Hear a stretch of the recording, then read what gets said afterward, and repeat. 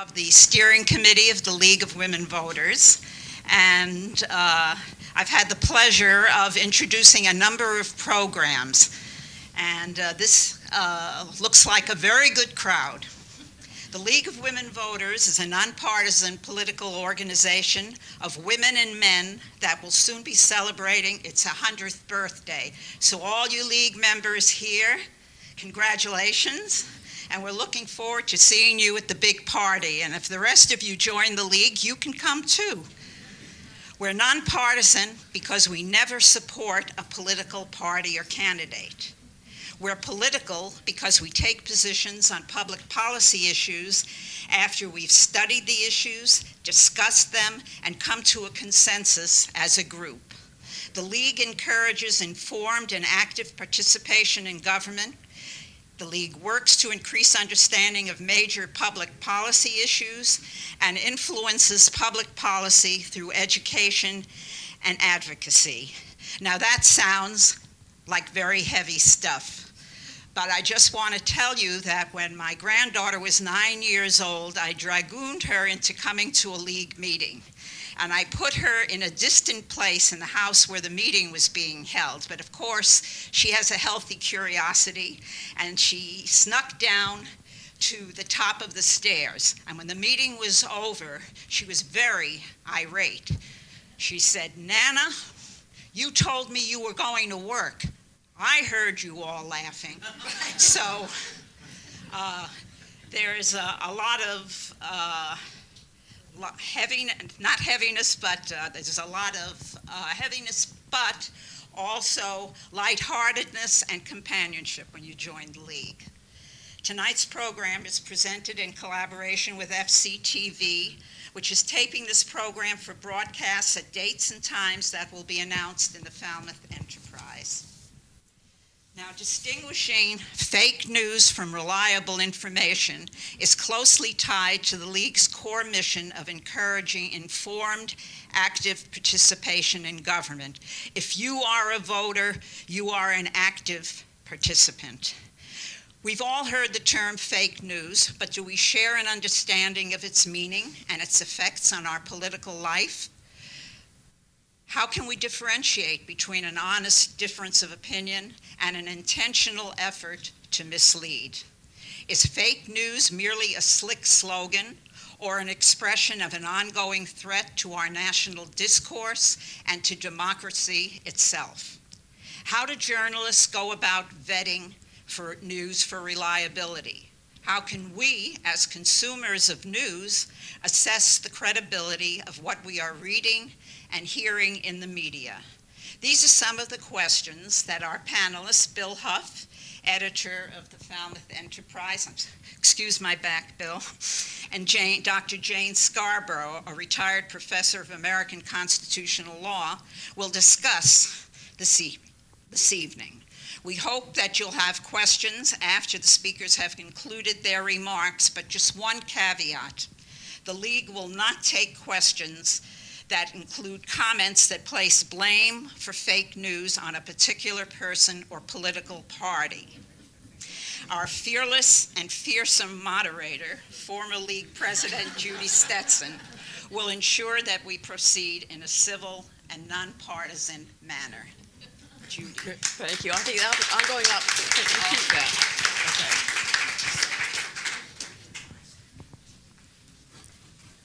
Probably you all had fake news at the age of 5. That was when I had the first taste of fake news, and it was, oops, am I not loud enough? It was a little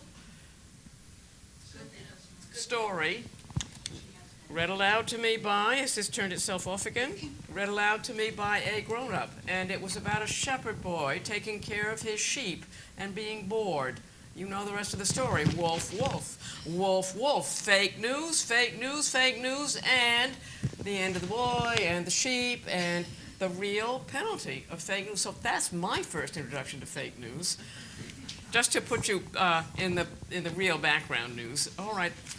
Our first speaker is going to be Jane Scarborough. Dr. Jane Scarborough is a graduate of Rice University with a BA in American History and and a PhD in American constitutional history. She also has a JD from Northeastern University School of Law, where 4 years after her graduation, she returned as a dean and then a full-time member of the faculty teaching constitutional law. Since retiring in 2002, nice long life in there, Jane has taught courses at Stonewall Lifelong Learning at Queeluck College in Brookline and at Rainbow Lifelong Learning at the Arlington Unitarian Church in Arlington, Mass. Since moving full-time to the Cape, Jane has taught more than a half-dozen courses on the Constitution at the Academy for Lifelong Learning of Cape Cod and currently teaches courses at the Mashpee Public Library, which are free and open to the public. Jane Scarborough.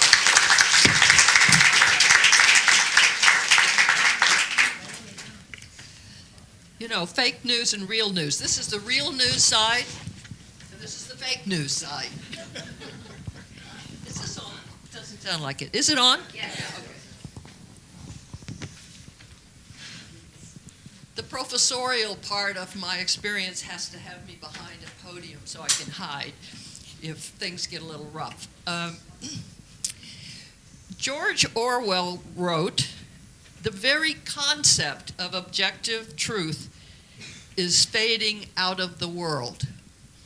That was over 3 decades ago. In sponsoring this panel tonight, I assume the League is hoping through the discussion we might offer up some guidelines in discerning what news is real and what is false in today's media blitz.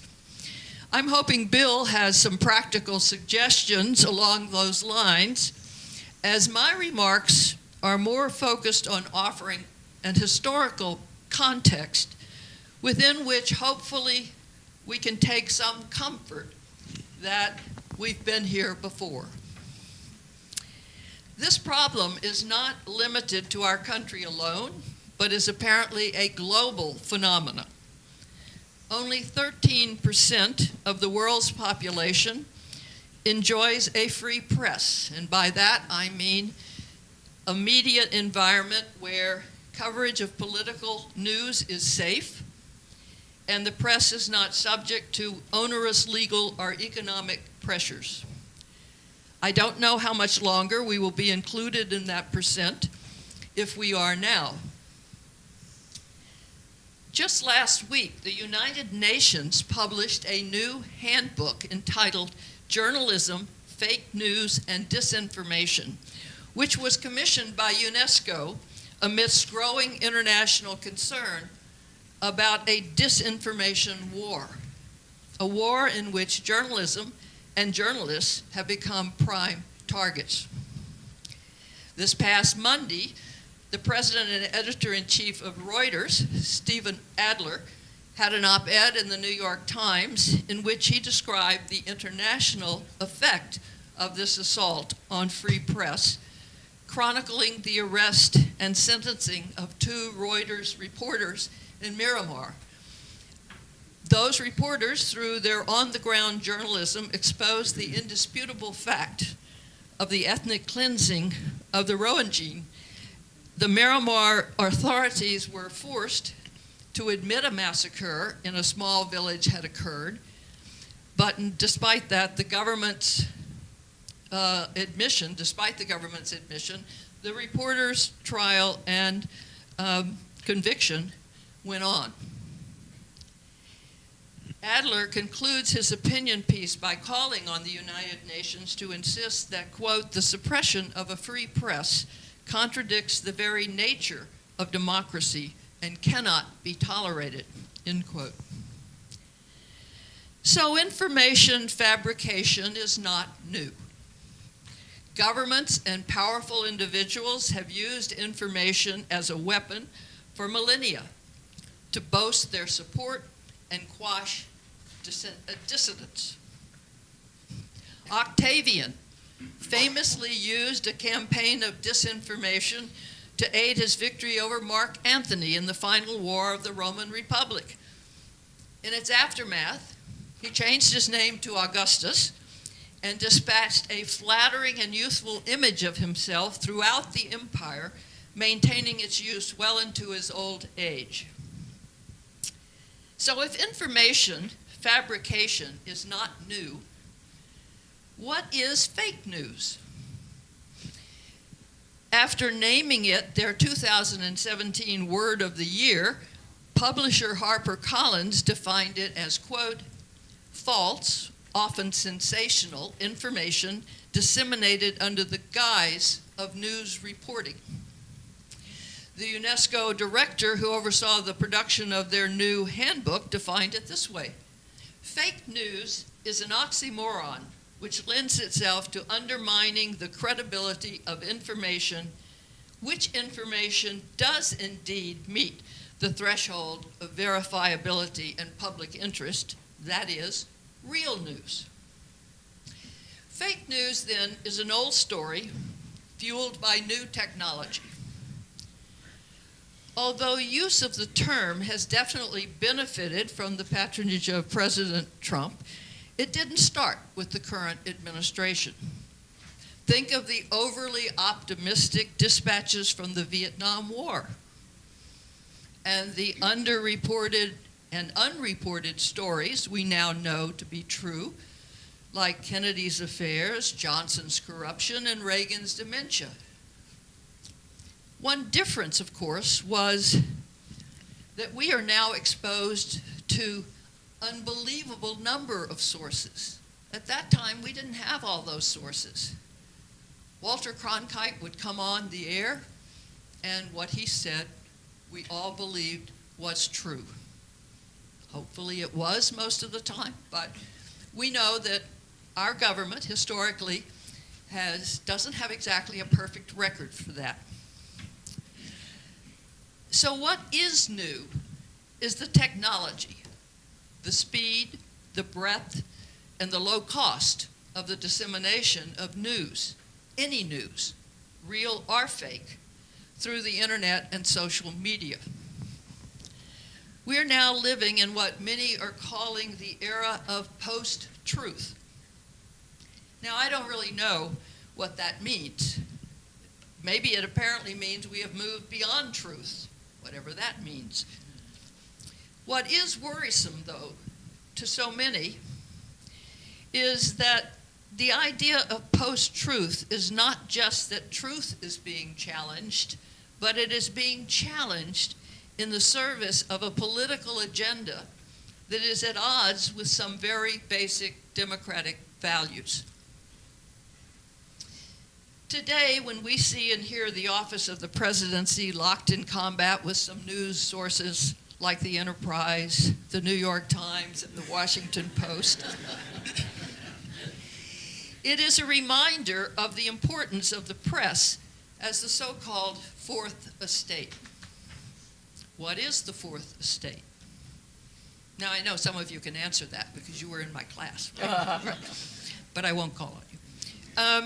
The term Fourth Estate is attributed to Edmund Burke, who purportedly used it in a parliamentary debate in 1787, and he used it to refer to the special status of the press as an unofficial fourth branch of government, whose function is to provide a check on the other three branches. In the early days of the American colonies, newspapers were the sole provinces of the wealthy administrators of the English crown. Indeed, colonial governments preferred to do without newspapers. In 1671, Governor Workley of Virginia wrote, quote, "I thank God there are no free schools nor printing, and I hope we shall not have these 100 years, for learning has brought disobedience and heresy and sex." Now that's S-E-C-T-S. Sex was brought in much earlier. That has brought that into the world. And printing has divulged them and libels against the best government. God keep us from both. Well, even here in Massachusetts, this statement by the British government, who once told the governors of Massachusetts, great inconvenience may arise by the liberty of printing. And as we know, their concern proved more than justified. But beginning in 1476, the English crown responded to the invention of the printing presses by instituting a system of licensing or prior restraint for all publications. The trial of John Peter Zinger in 1734 marked an important milestone in the history of the free press in this country. Zinger, a German immigrant who printed a publication called the New York Weekly Journal, was arrested and charged with seditious libel for an article pointing out the shortcomings of the corrupt royal governor, William Cosby. The paper accused the government of rigging elections and an assortment of other crimes, and basically labeled him an idiot. I'm not going there, don't worry. Although Zinger merely printed the articles as opposed to writing them, he was hauled into jail. The authors were anonymous, and Zinger would not name them. At the time of Zinger's arrest, the legal meaning of libel was quite different from its meaning today. In 1733, it was libel when you published information that was critical of the government, regardless of the truth or falsity of it, whereas today, truth is a defense against a charge of libel. Since Zinger never denied printing the pieces, the verdict was never in question. The judge ordered the jury to convict Zinger if they believed he printed the stories, which he acknowledged he did. But the jury returned in less than 10 minutes with a verdict of not guilty.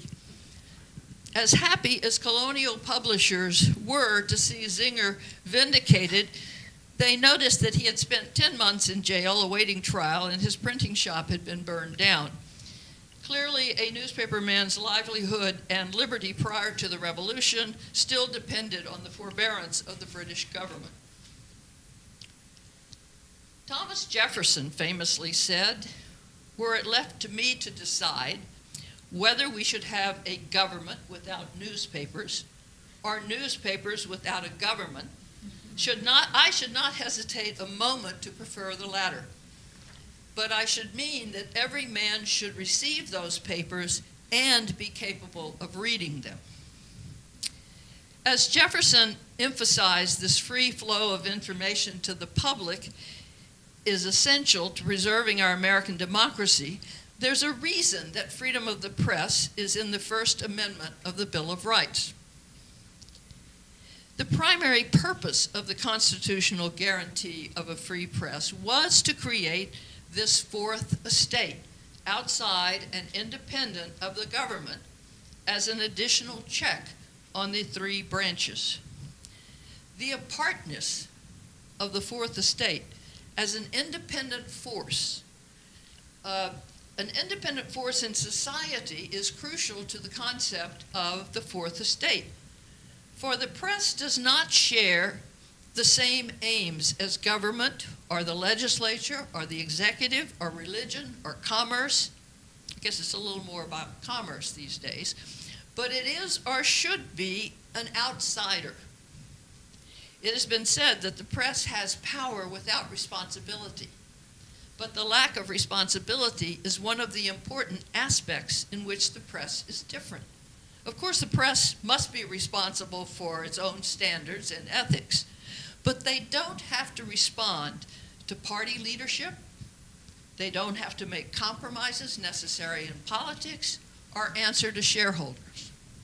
They come from a different place, from an existential or outside view.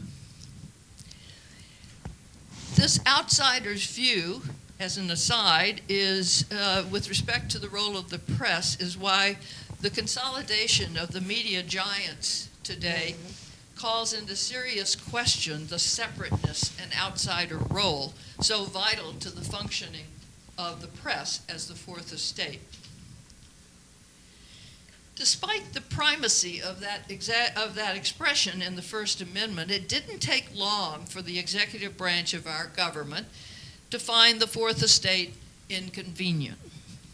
Although the Founding Fathers valued a free press, media bashing is as old as the nation itself. George Washington once referred testily to the infamous scribblers who covered his administration. In 1798, the Federalist Congress passed and President John Adams signed into law the infamous and highly political Alien and Sedition Acts, aimed at muzzling the opposition. The opposition, who was the anti-federalists who had morphed into Jeffersonian Republicans, and they were going to muzzle them by jailing editors who dared criticize the president. The acts were clearly in violation of the Constitution and were allowed to expire under the presidency of Thomas Jefferson after he defeated John Adams in the presidential election of 1800. And most of the journalists who were jailed were subsequently released. Most Americans today forget that Abraham Lincoln, in his time, was despised by a substantial number of Northerners, not to mention the Southerners, who saw him as a dictatorial and overly sympathetic to African Americans. And anti-Lincoln emotions ran high in newspapers like the Chicago Times, the Brooklyn Eagle, and the New York World. Some of the attacks on the president were merely clueless, as when a Chicago reporter described the Gettysburg Address as a string of, quote, silly, flat, and dishwatery utterances that would make the cheek of every American tingle with shame. But Lincoln was skillful in his use of the media during the war, and it's actually the Civil War was the first time that you had newspaper reporters actually, what we would call today embedded, but actually on the battlefield following the military. There was an amazing amount of freedom as long as you weren't passing information to the enemy. There was an amazing amount of freedom allowed those reporters. In fact, as I often like to point out to my captive audiences, some of you who are in my class, is that the British have always been fascinated by our Civil War because, and they've written more about our Civil War than our own historians, and it's because they can't imagine in the midst of that bloodiest Civil War in history up until the turn of the 20th century, we managed to pass it up, but could not imagine in the middle of that we would hold a presidential election, which we did, with an opponent to continuing the war. They just couldn't believe you would do that.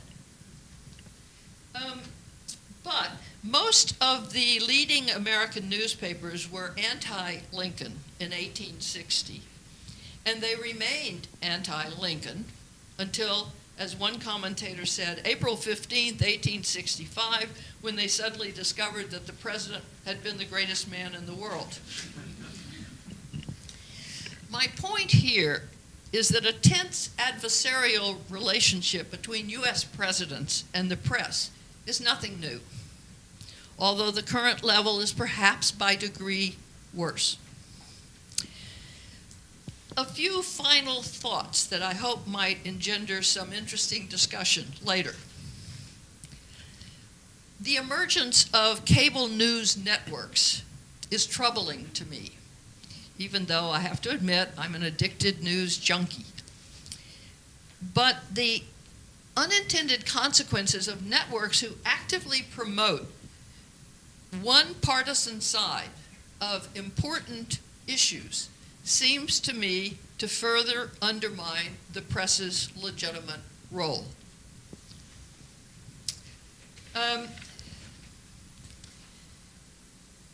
I quoted George Orwell at the beginning. I have another quote from him. I don't know, 1984 has been appealing to me lately. I'm not sure why. Truth is treason in an empire of lies. Truth is treason in an empire full of lies. In a time of deceit, telling the truth is a revolutionary act. Picture Edward Snowden, the CIA employee who released NSA confidential material. Chelsea Manning, the Army intelligence analyst who released thousands, hundreds of thousands of material to WikiLeaks. Some might even add Judge Kavanaugh's accuser, Dr. Ford. Now, don't get me wrong, I'm not equating what these three did as equivalent.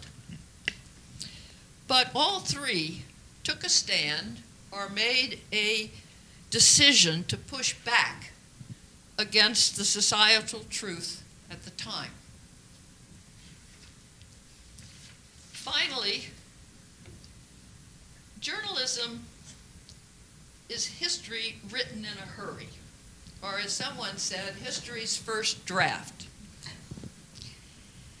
There's an old saying, the winners get to write the history. In today's society, where the gap between the winners and the rest of us is so great, I believe the press, as the fourth estate, has a particular responsibility to make sure that history, at least the first draft, is written to include all of our stories. Thank you.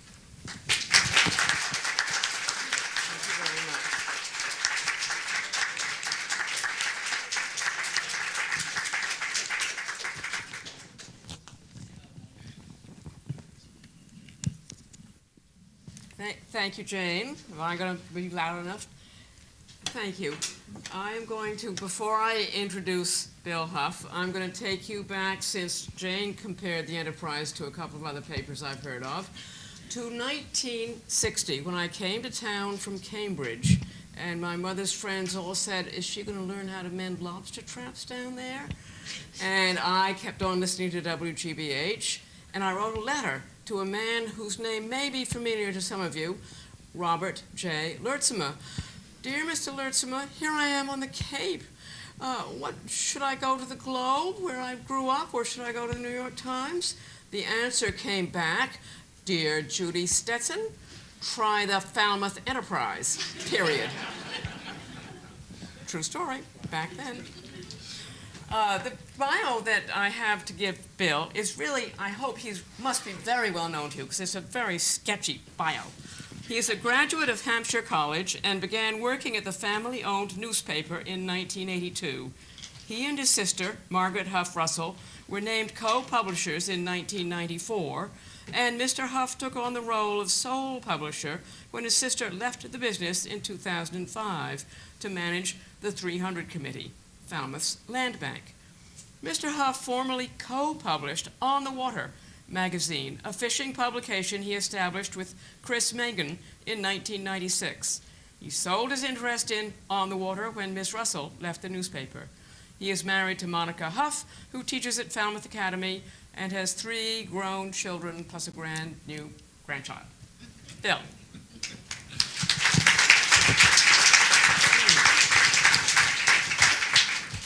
First of all, is this on? You all hear me? The first thing I want to tell you about has nothing to do with the subject of tonight's talk. But I was writing the Once Upon a Time column for the Enterprise for tomorrow's paper, and there was an item from 1958 that the League of Women Voters was going to meet shortly.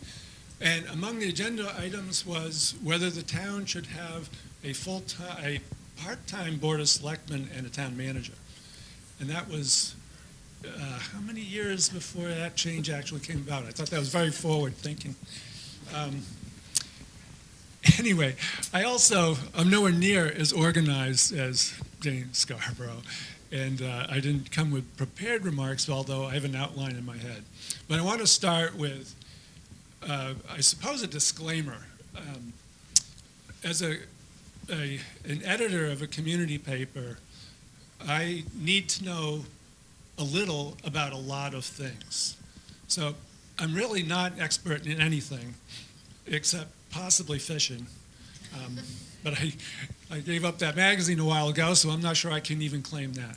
So whatever you're left with when you leave tonight, I asked you, consider the source. And that will be come up again as we go along. Now, I wasn't Jane gave you a lot of the history of, I guess you call it fake news. I was going to resist that, and I'll tell you why I'm not in a minute. But this is a vast subject, really, because there's deliberately false news used as propaganda to throw off the people from the scent of a story. There's spontaneous fake news, and what comes to mind in the French Revolution, in Paris, in the days of the terror, as the government broke down, the pamphleteers really became out of control, and they would publish terrible things in these pamphlets in order to get their enemies. And it's arguable that they were responsible for the death of many innocent people. And I don't think that was if I recall my reading, that wasn't a premeditated, planned attack. It was, they got caught up in the time.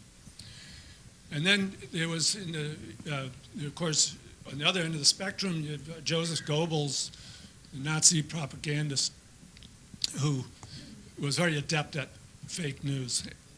And I was interested to read in David Leonard's column in the New York Times on Sunday that Goebbels had a series of well, I don't know if he did it or he probably had somebody do it, but on shortwave radio reports in which he castigated the Jews and said terrible things. And that was heard in the United States, and I was interested to read that the American press dubbed this fake news. And I had not heard that before. To me, fake news was a recent, whatever you want to call it, term. But obviously it's not. But anyway, there's a whole range of, you can also call it misinformation. I'm more apt to call it that. I lean more that way. And you think of the supermarket tabloids. Remember the National Enquirer, where movie stars were having babies by aliens. I mean, it's ridiculous, almost camp humor. But it's misinformation nonetheless. And then came along the internet, and I was a recipient of a number of emails. I don't know how I got in these people's lists, people I had acquaintances, I didn't know them well. But every once in a while I'd get an email, something on the lines of, oh, so-and-so was a Vietnam War hero, and he saved a dozen men and got wounded himself and was airlifted out just in time, and he was this great hero, and yet he died the same time as Michael Jackson. And at his funeral, hardly anyone showed up. Michael Jackson, there were 1 million people. And I thought, well, that's a little harsh. So I looked it up. Well, in fact, there was such a hero, but he didn't die the same time as Michael Jackson died. He died a year or two previous. But it makes a good story. And so what goes through the mind of somebody who circulates that kind of story? It's not really fake news. It's misinformation, but to what purpose, I don't know. And then you go on, just 10 years ago now, was the emergence of, we all know, social media. Social media is it's a fascinating subject for a couple of reasons, and complicated. But one of them is, of course, the way that misinformation can go careening around the ether. And in some cases, particularly with Facebook, there are algorithms that encourage this sort of thing. So now, who's responsible for this? The other issue, and again, I'm not an expert, so now you're starting to get into the realm of opinion. But the other issue is that social media is just that, social. And the line between news and information and social becomes blurred. So when you read something on Facebook, how are you supposed to interpret it? Well, most people don't even think about it. It's just simply they're enjoying themselves, cruising the internet and seeing things their friends wrote, and then other things that pop up, sometimes mysteriously, sometimes not. My beef with the social media and other formats like it is there's no real accountability as I understand it. In my field, as a newspaper, if I ran a story for whatever reason, maybe just the fun of it, that Judy Stetson was caught embezzling money from the League of Women Voters, I ran with that. Judy could sue me, and if she did, she would undoubtedly win, and she would get money for it. There would be damages on my part, and that's right. There should be accountability. There should be standards. We wish that news organizations of all types self-police, but we know they don't. We have to be careful, and that keeps keeps us on our toes a little bit more than we would. And sometimes, yes, it discourages us from pursuing some subjects less rigorously than we would have, because even a lawsuit, a libel suit, that I win, it will still cost a lot of money. In this day and age, that's very hurtful. But what standards is social media held to? What if somebody says something terrible, who's responsible? Well, right now it falls between the cracks. And fortunately, some of these big companies, don't have to name them all, but they're starting to act, barred some Facebook pages from people who say reprehensible things. But shouldn't those people who claim things like that the Newtown shootings was a hoax, shouldn't there be a penalty for that? Now, I know this is a slippery slope. We're dealing with free speech and freedoms in general. So I have no answers for you. I just think that that's something that has to be given a lot of thought. So from a publisher's point of view, how do we in the enterprise ensure accuracy? Well, we can't ensure it, but when I hire a new reporter, I sit him or her down and I tell him or her that there are three things I need you to think about. And the first is accuracy. Accuracy is the most important element of this job. The second is good writing and detail. Your accuracy does you no good if you don't get all the facts and make it an interesting story that people read. Still, I put accuracy on top of that. And I tell them the third piece is productivity. I'm paying you to do a job, and I need you to get copy up because we need to get a lot of news out to people if we're going to remain viable. But in the long run, accuracy is way up here. And that's the first element of a reporter's job that I'm judging. Now, that said, reporters still do their best and sometimes make mistakes. And a story is read by an editor. It's me in the Falmouth edition, Jim Kinsell in the Mashpee edition, and John Paradise in the Born and Sandwich editions. We're reading it with a critical eye. And from there, it gets read again by a copy editor. And it's on the computer screen. And after that, the pages are laid out and printed out, and a hard copy is read again. So a lot of effort is put into accuracy and in the news. So what do you do on the other side as a reader when you read, again, the Enterprise, when you read it, but I would say any publication? Always consider the source. And the source is not, it's the New York Times or the Boston Globe or the Washington Post or the Wall Street Journal. The source is, who are they citing? And that's true in the Enterprise. You do need to consider the source, because it's accurate if a town official says something to be true. We're not making it up. We're actually quoting the person. But is it true?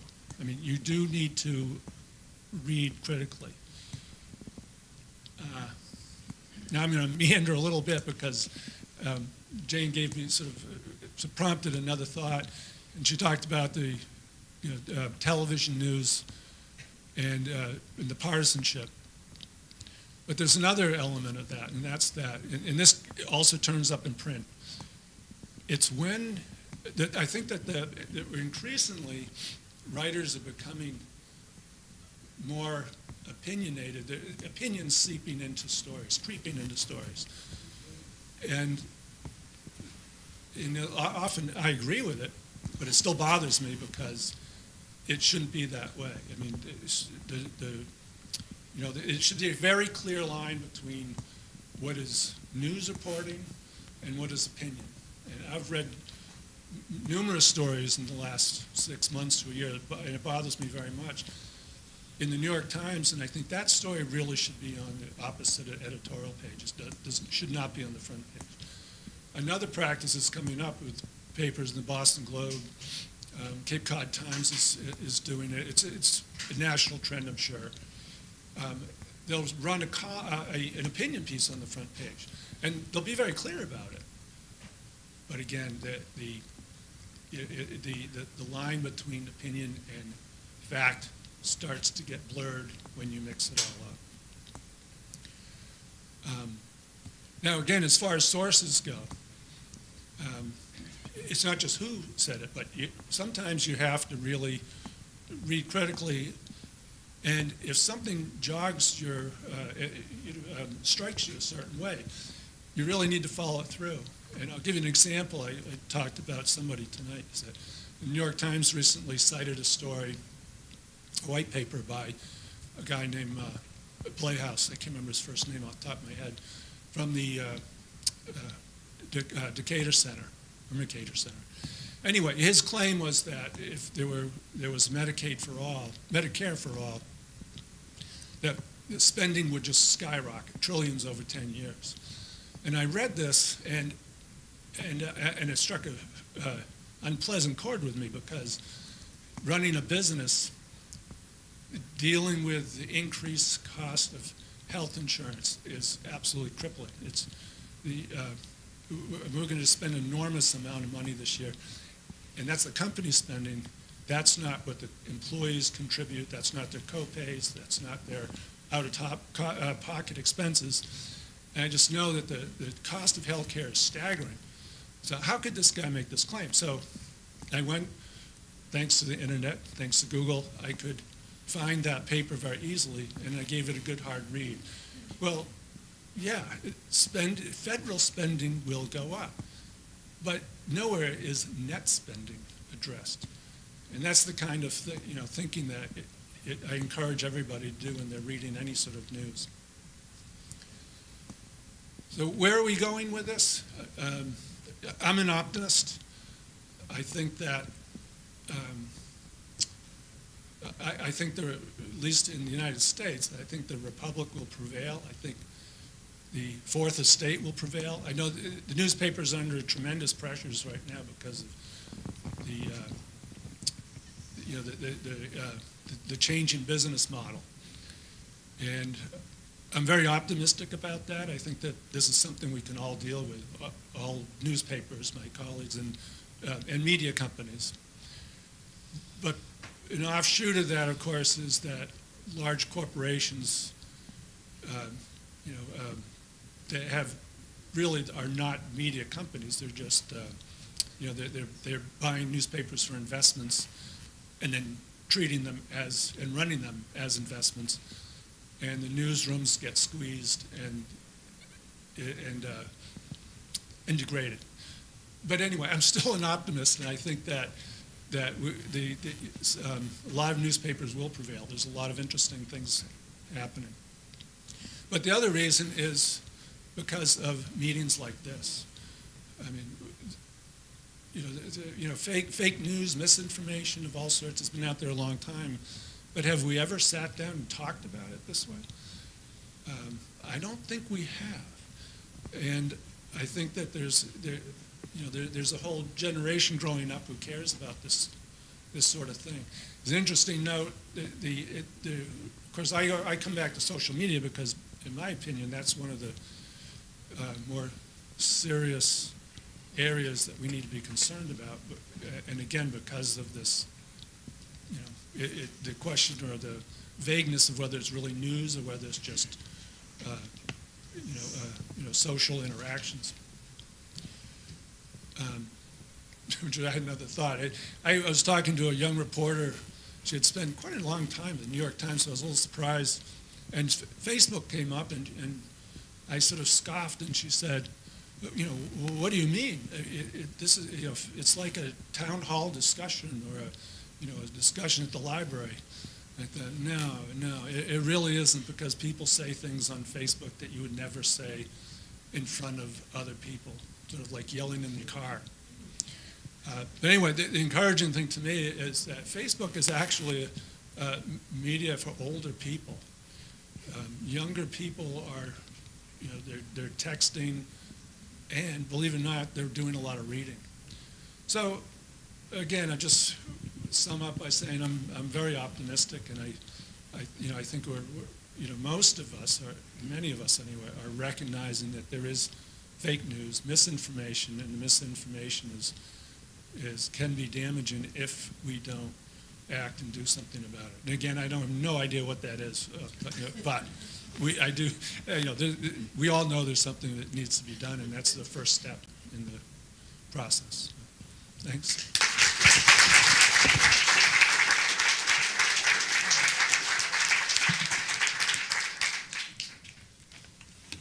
Okay, thank you very much, Bill. And you hit on a real problem. What is fake news, and how do we deal with fake news?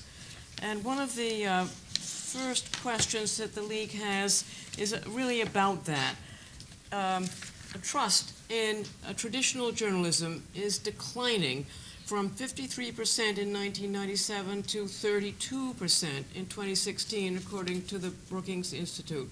This is one reason where, the trust in the journalism has been overcome by fake news and by all these other versions of getting your information and yelling at people. There are sub-questions. What is the government's responsibility, if any, in encouraging independent professional journalism?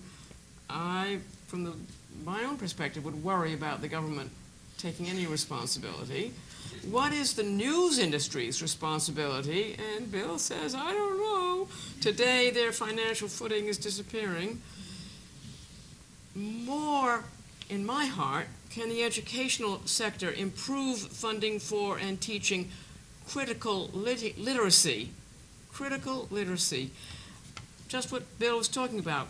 Think about the source. How many people really think, oh, well, I heard that Judy embezzled something. Did you know? And I think, where was the source? What was is that really true?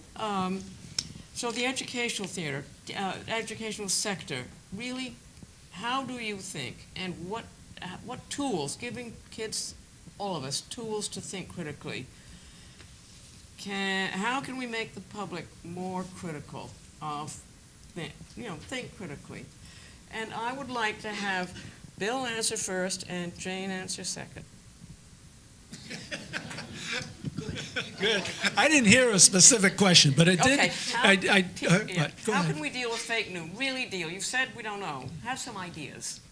Oh my gosh, putting my stop. But I did want to. You made me think of something else that I should address. Okay. And that's that. Should the government ensure that responsible reporting and news carries on? Well, no, of course it shouldn't. But there's some very hopeful movements out there, and there's the Poynter Institute in I believe it's in Georgia, but anyway, it's a nonprofit, former newspaper company, now dedicated to the development of journalism. Has been for quite a while. And very recently, a very interesting development is the Lenfest Foundation, I believe it is, but they are well-funded and are offering, unfortunately, just large newspapers right now, but large newspapers grants to fund investigative reporting.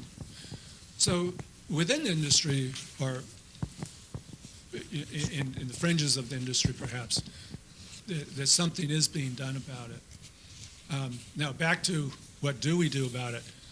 I think that obviously education is a big piece of it, and I think it's encouraging when you hear teachers talk about critical thinking, because it's not just critical, it's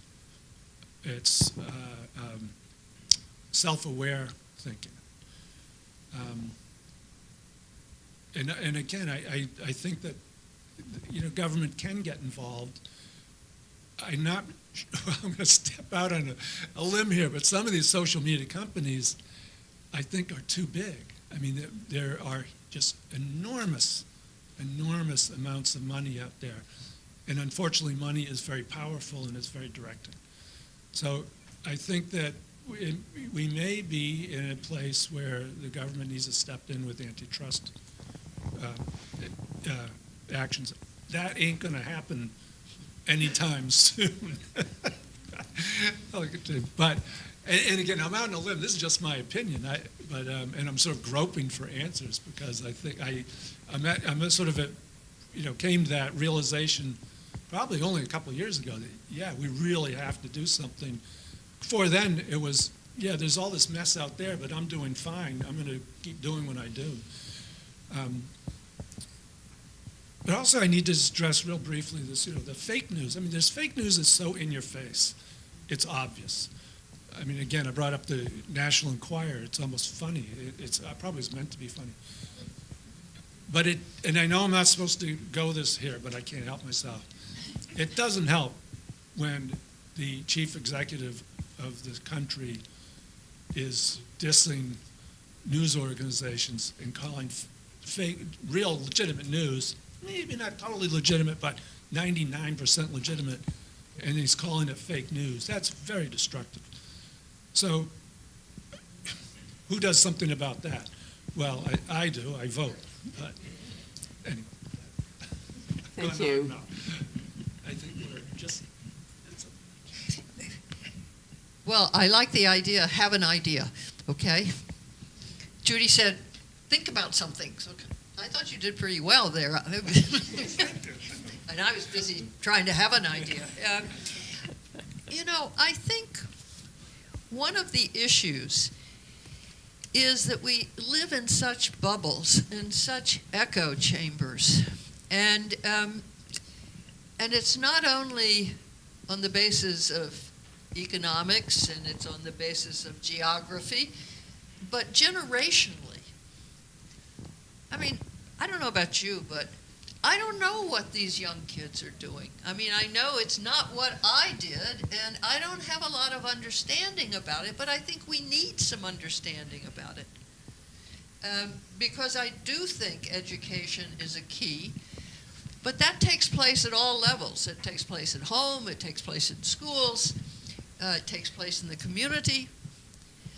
I went on Google doing a little research, and I came up with something that I find horrifying, and it's out there.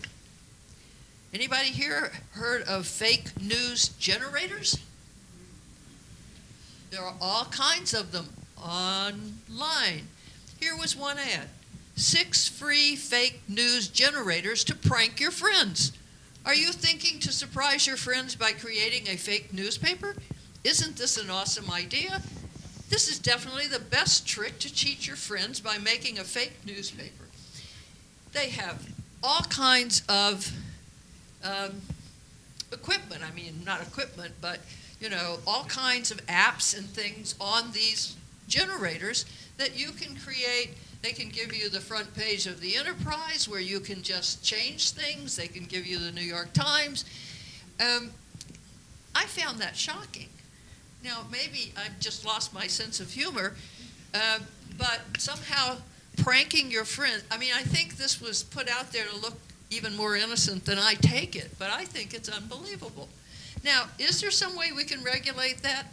I don't know. I mean, you go down that road of censorship, and it's not a good road to go down, but I think this kind of thing is very difficult to do anything about other than to be aware of it and to start talking to, I like our age group, but I think we need to be talking to some of the younger folks too and understanding what is going on for them. What do they see? For example, I think the activism is great. I think that I'm looking for the next generation to get us out of this mess. I couldn't resist either.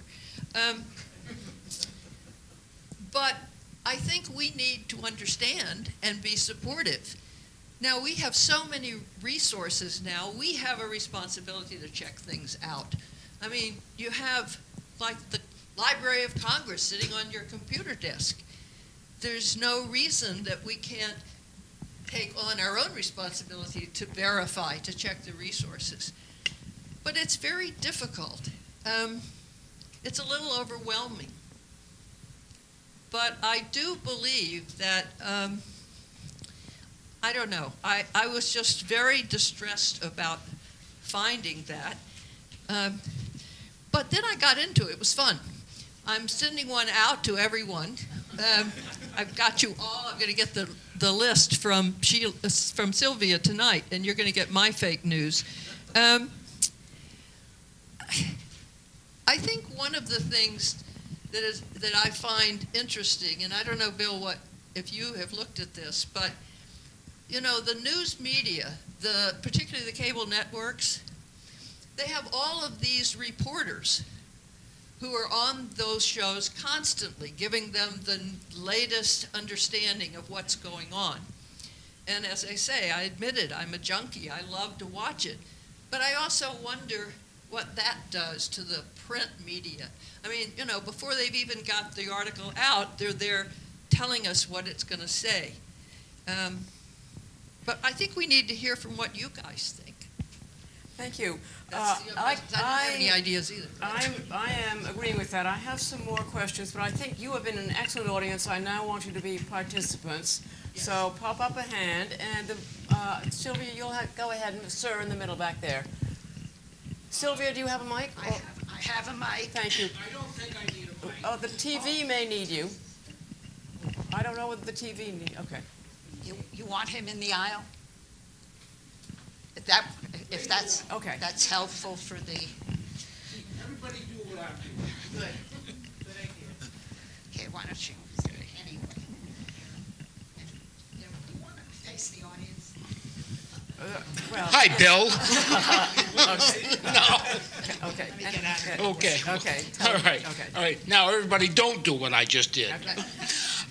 One of the things that. So who are you, sir? Oh, I'm Bob Haskell, and lived here in Falmouth for about 10 years, and I've been in the business for a lot longer than that. But one of the things that I find that disturbs me about the social media as opposed to the established media is that with the social media, there are no gatekeepers. I mean, you can put out anything that you want to. There's no editing process, tests for accuracy and things like that. My question is, within the established media, is the editing process and the review process taking a hit?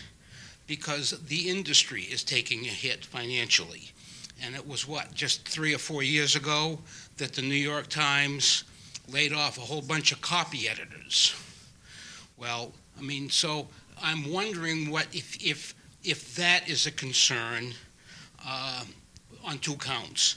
No accountability for what people can put on social media, and perhaps less of an accountability by the established media because cutbacks in staff and therefore the editing process.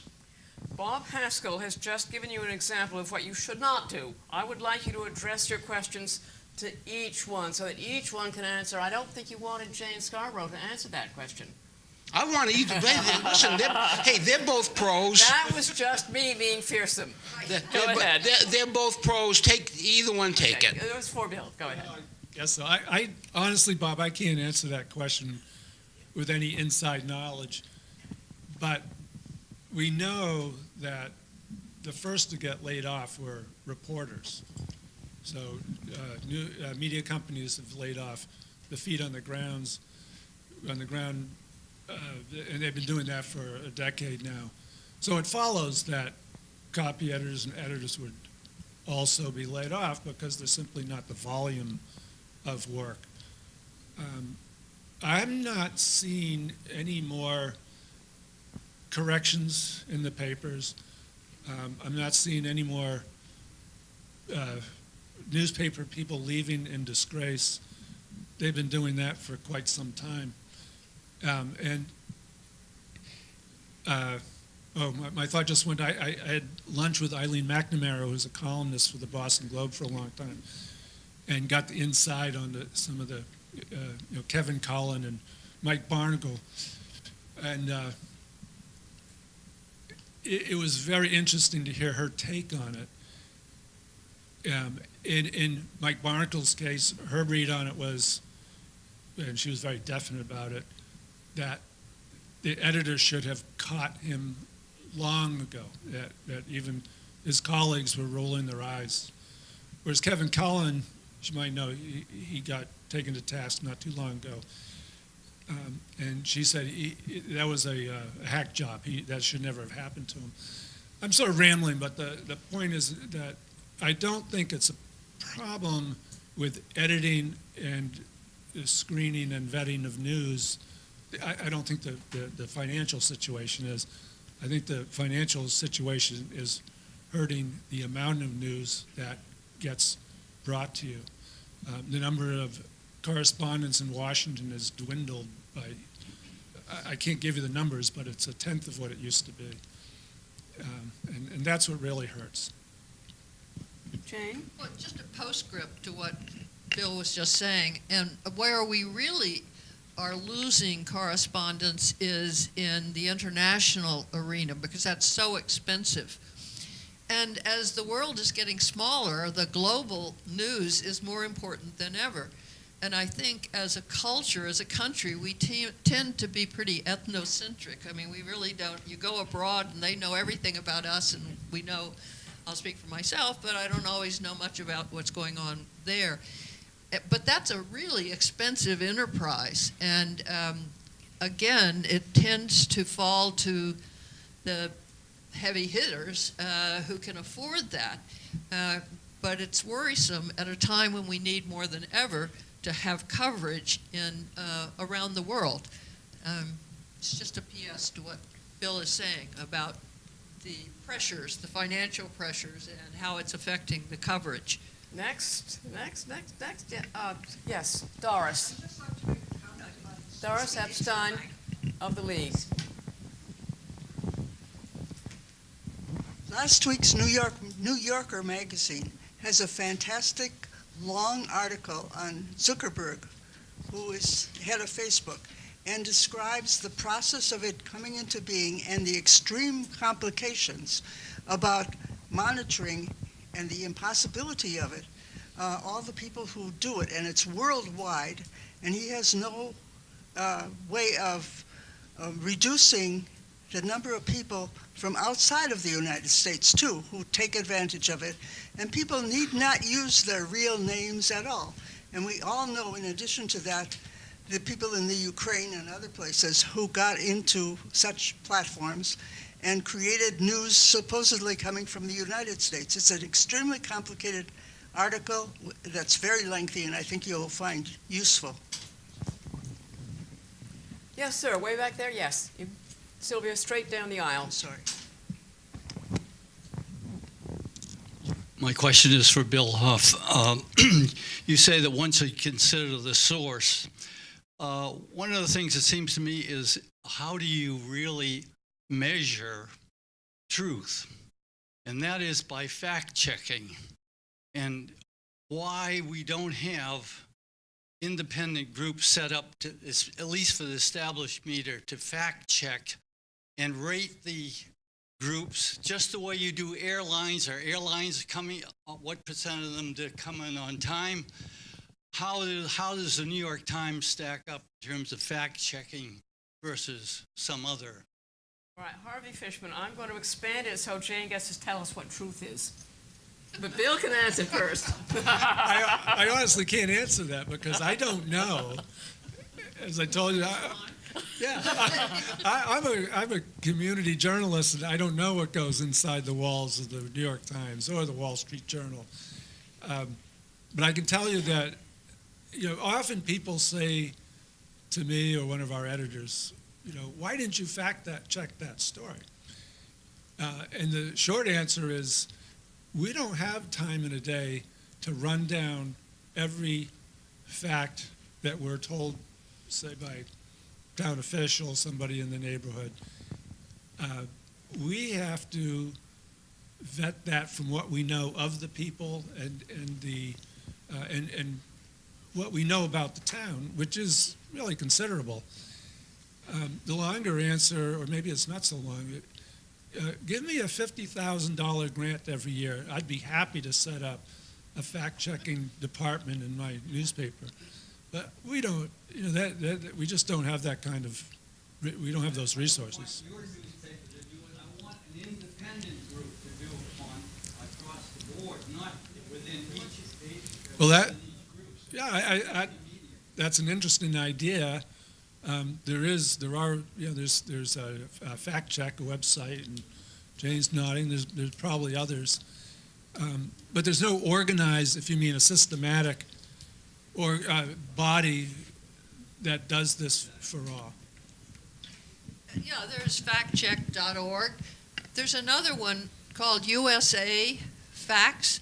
I think it's just USA, maybe.org, but it is, again, on unbelievable number of things. It's all taken, I don't know if this is going to suggest there's a slant, but I mean, it's all taken from governmental documents, but like, again, the Library of Congress, the government office, the government print office, all of these, and both of those are excellent sources.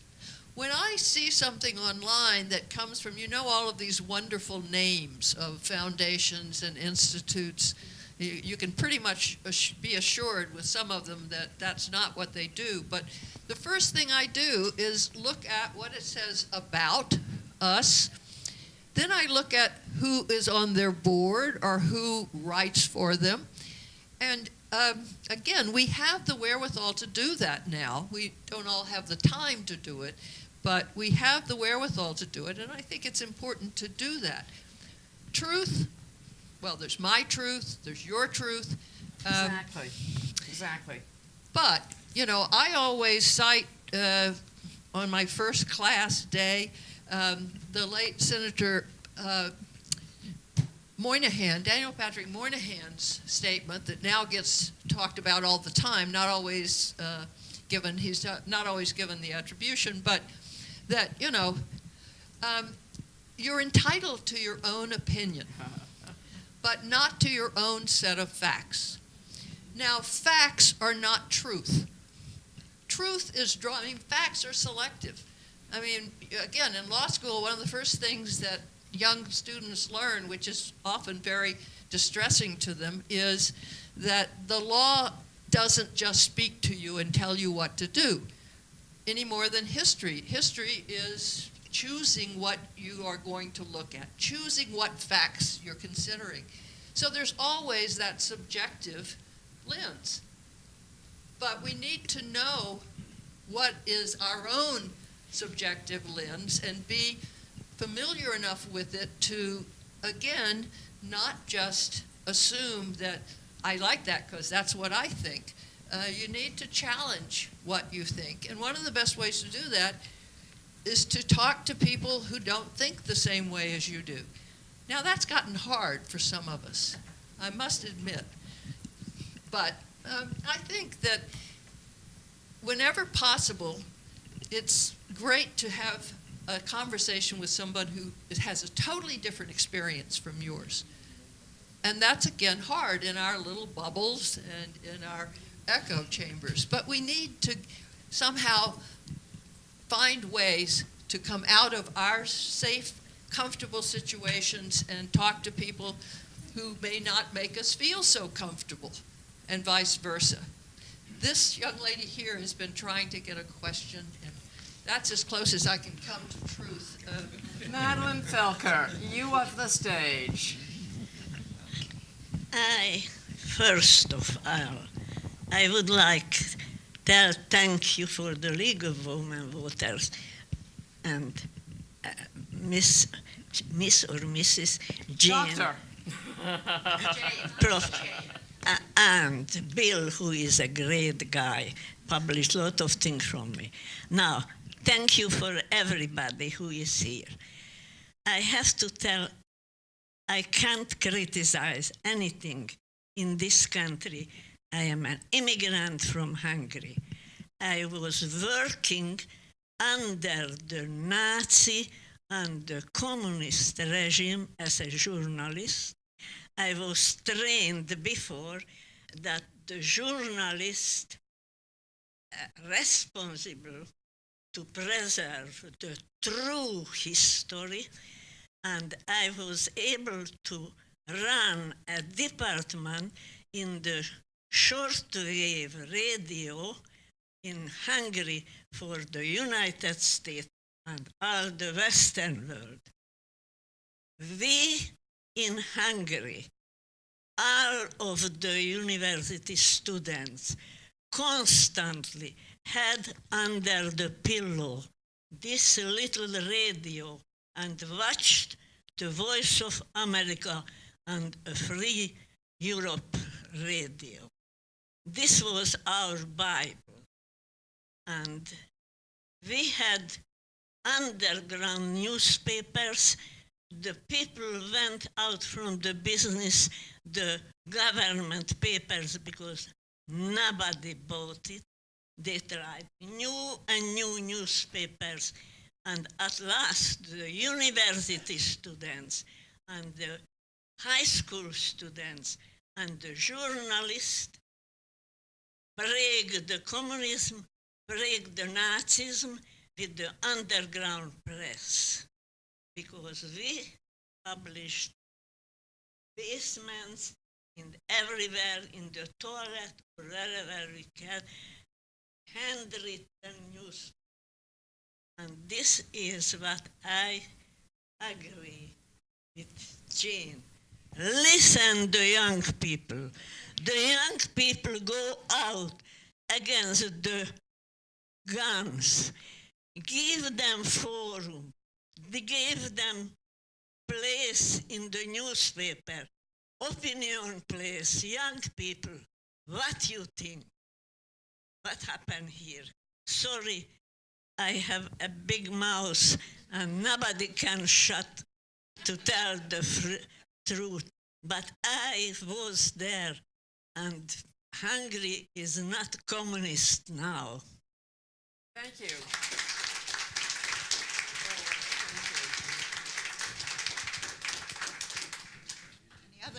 Any other Sure. questions? Okay, yes, Oh, yes. way back. Okay.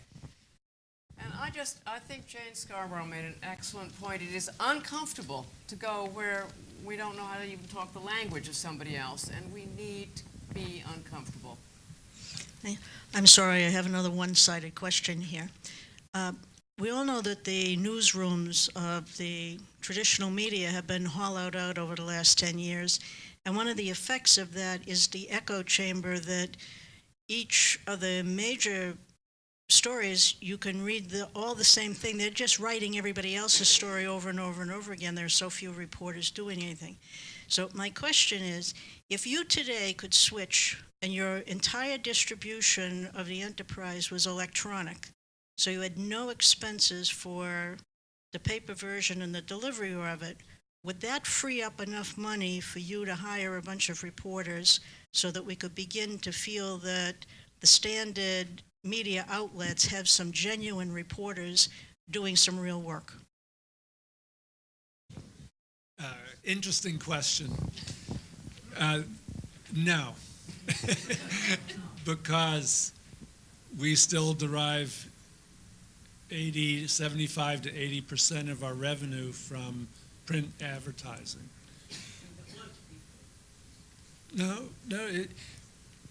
There's, the web is there. Everything we generate, all the news we generate goes on the website, and people read it. But there's not enough real estate on a website to sell enough advertising to support even the staff, editorial staff we have. More than that, for a business, it's not a viable marketing scheme. There are other ways for them, businesses, to get their message out there. But in the electronic, I get my New York Times and Wall Street Journal electronically, and interspersed through every story, if you click on a specific story, every 2 inches, there's an ad. Yeah. There's an immense amount of ad revenue in the online business. But it's not paying for their newsroom, as it is. All right, another. Any other questions? I can see you all. Don't hesitate, please. Jane, you do have a question? Oh, Jane Abbott. Yes. Jane. Bill mentioned Facebook, and he thought older people, it was tended to be more older people who used Facebook. I have never used Facebook. I think it's been a horror where people pick up information from anywhere with no validity. Is that a question or? It's a comment. Okay. But the comment. Yes, way back there. Oops, I can't leave my tether. Thank you, Sylvia.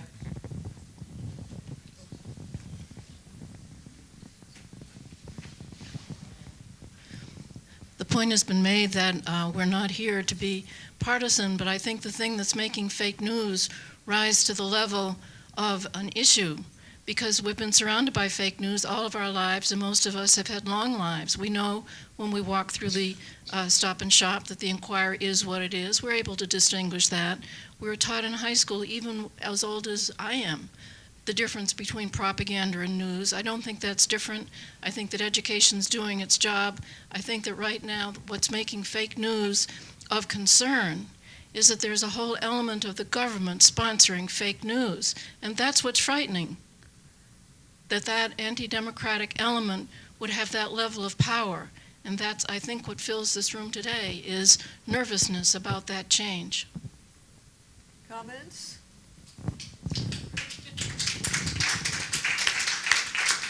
The comments are approval of what you have just said.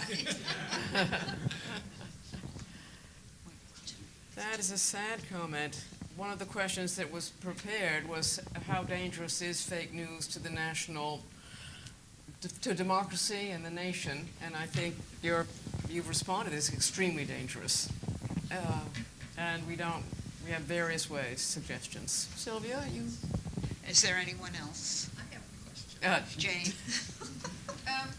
When I was reading, again, to figure out what I might say, the statement was made that information is the enemy of idealism.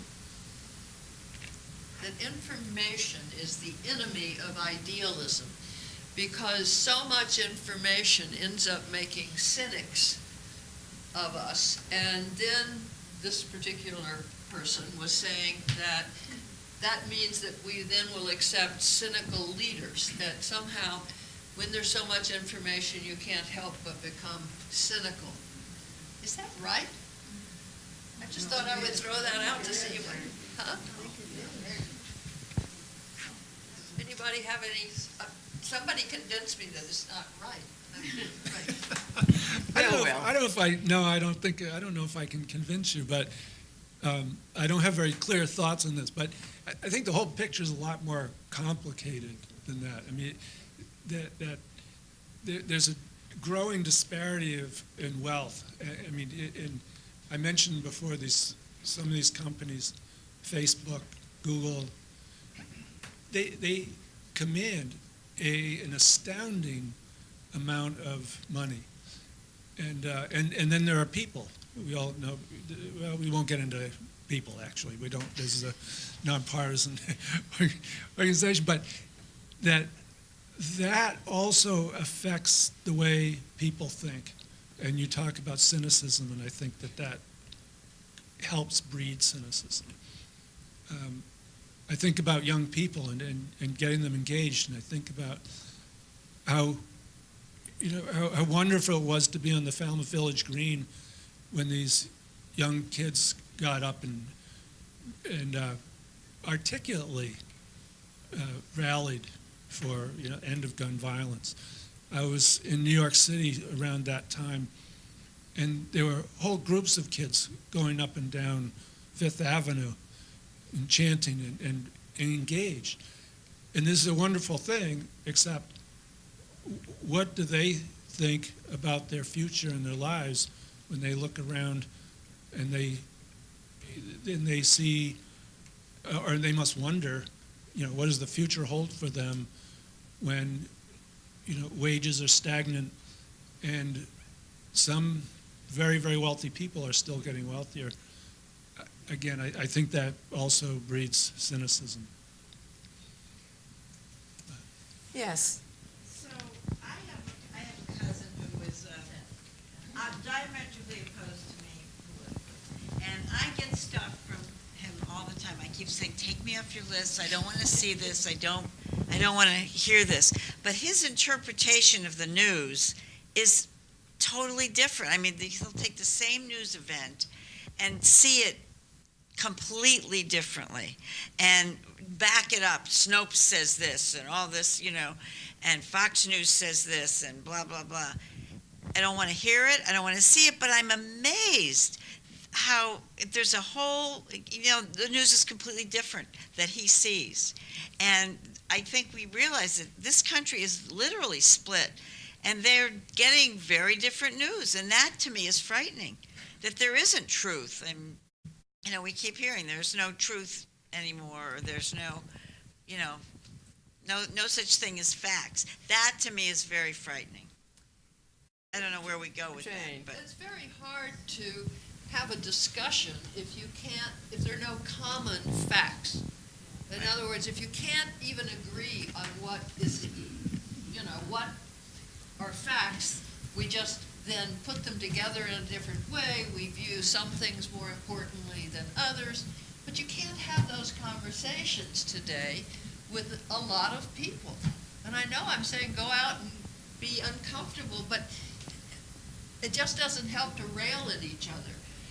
But it's very hard to have a discussion when there is no shared facts. And then it is just railing at each other, which is not particularly productive. But it does feel like we're a country that is splitting. But we each feel like he says my facts are fake, and I say his facts are fake, and there's no meeting at all of the minds, none. And we can't talk at all. Jane, my understanding, you said among many that Snopes, isn't Snope fact? Is that? What? Snope? Did it? And that's a fact checker, right? Right. My understanding is that is not fake, but that's just my very, very ignorant understanding, that particular one. I look at factcheck.org and the USA for my information, but I know there are a lot of people out there, and I'm not familiar either. I see it all the time, but it's not what I turn to. I don't know. It's scary. Yeah. It's very scary. Yes. This man here. Good, Yeah, good, go ahead. I'm a newcomer to Falmouth. I've spent Welcome. I've spent the last 4 decades in some aspect of news, either in the news business or teaching. And I did want to note 2 things that have been done by major news organizations. And I recognize the hollowing out of news, and it is a real problem, in terms of the cuts in the news business. But if you look at the major newspapers, first of all, they're doing a better job on their second and third pages in the New York Times, for example, explaining how they operate.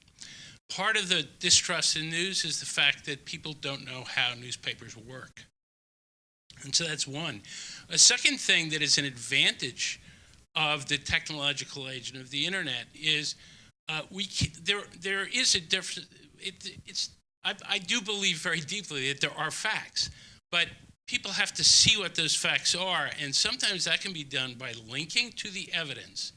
And this is done sometimes by different kinds of organizations. If you see the original documentation, it's either there or it's not. It's either real or it's not.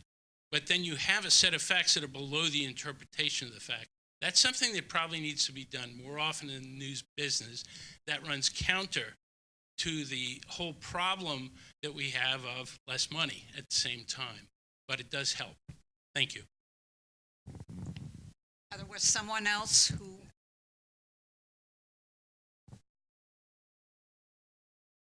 Just going to comment that I like Bill's thought that this group is here tonight. My wife and I have represented our country overseas, and when you get away from the United States and you look back, you realize this is the greatest show on earth. And one of the things that we do well, and then you can be proud of, is that when we have problems, we put them out there. They're not hidden, and all the problems that we're talking about tonight are being discussed not only in our own country, but overseas. And that's necessary because, I think partially because we are in the midst of a revolution of the internet that is very new, really, 10 years or so. We haven't learned how to really cope with it yet. We're learning. This is a good example of a discussion tonight. We need more of this, both for younger people and for people like ourselves.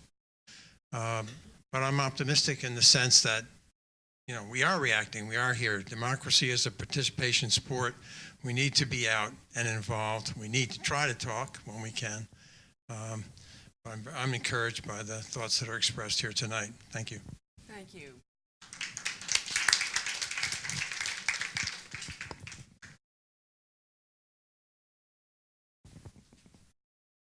Well, I'd like to make a comment, and I give myself permission.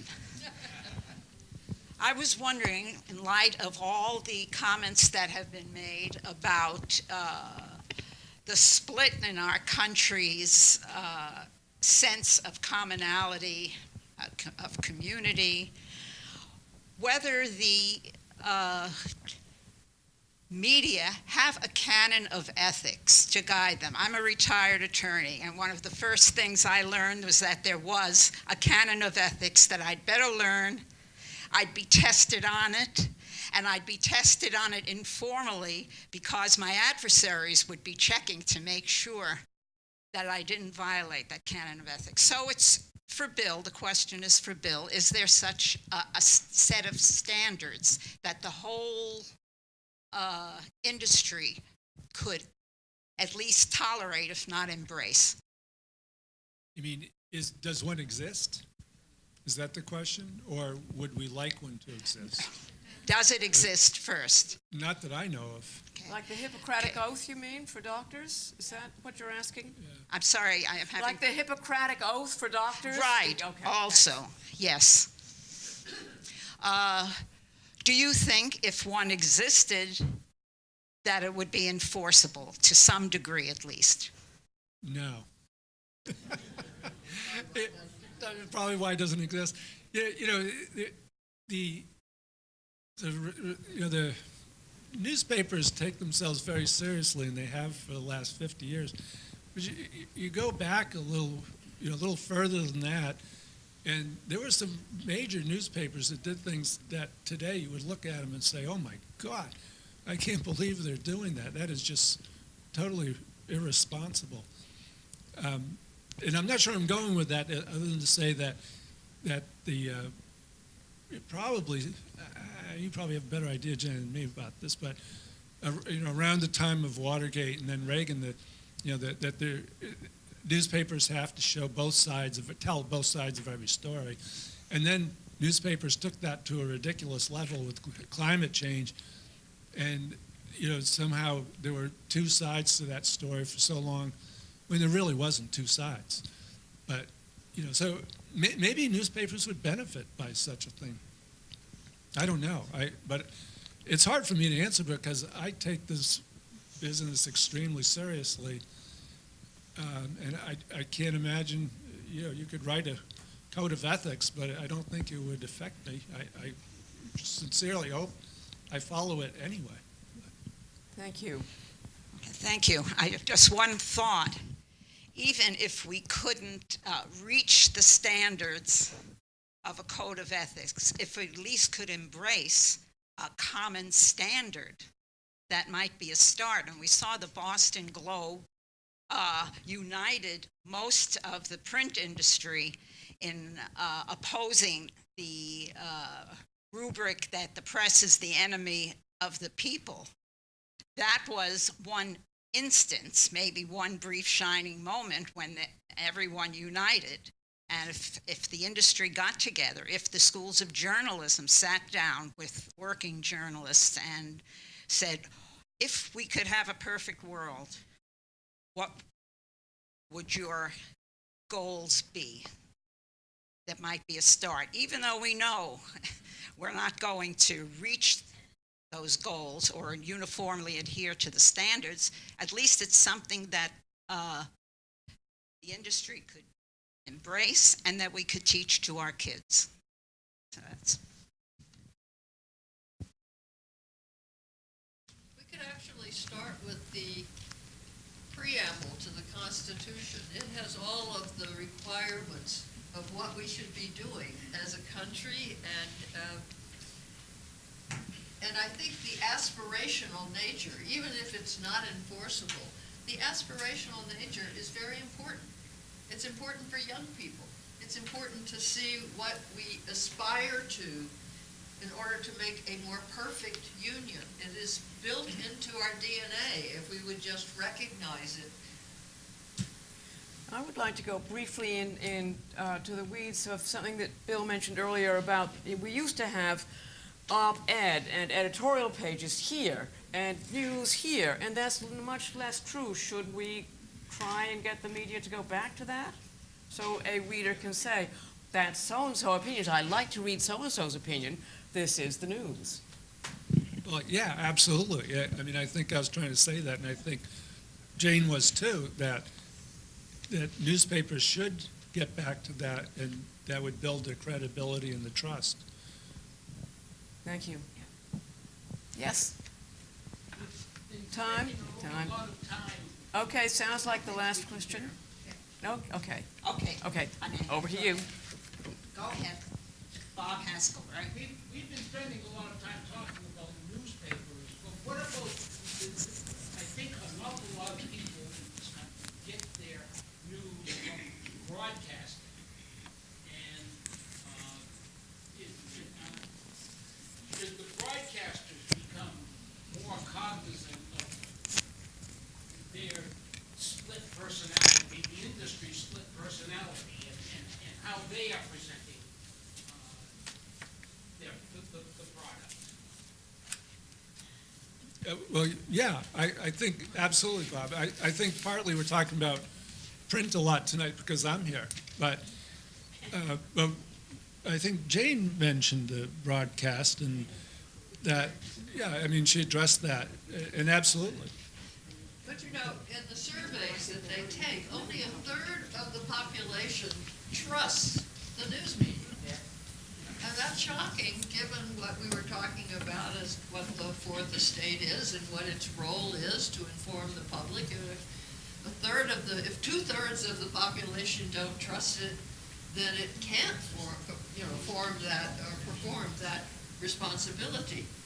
And something like 2/3 of the public get their news from Facebook. How scary is that? But the question is the news media. What kind of a question is that? I mean, the Inquirer is the news media. So I can understand why lots of people don't trust the news media. It's a poor question. Well, okay, I thought it was interesting myself, but.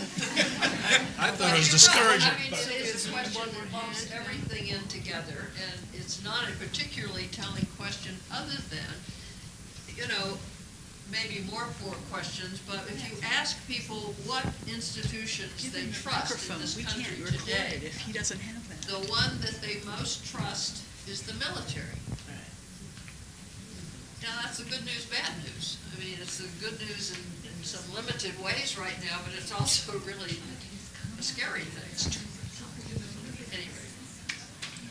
All right. We should have coffee talking.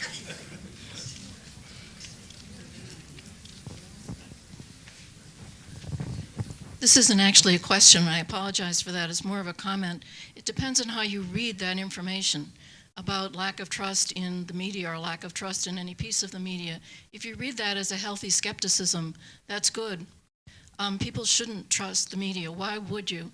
You need to trust several media across them and cross-check. And you're not dependent just on one source at all or one country for your news.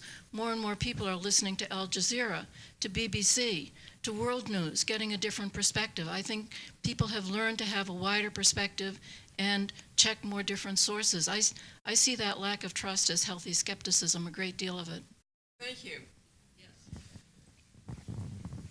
And we're going to stop now. I think that was a fine note. I listen to BBC a lot. I don't read a newspaper except for one. Thank you very much for coming, Sylvia. Closing remarks? And thank you, panel. That was super. Well, the questions were certainly provocative and thoughtful, and I hope that this is just the start of continuing conversations about what is, for some people, just an American problem, and for some people, a worldwide problem. But it's something for you to discuss with your neighbors, in letters to the editor, in classrooms. Let your educators know. Let people with different opinions know that you're willing to listen to them, you want to listen to them, and you want them to respond. Thank you all for coming tonight.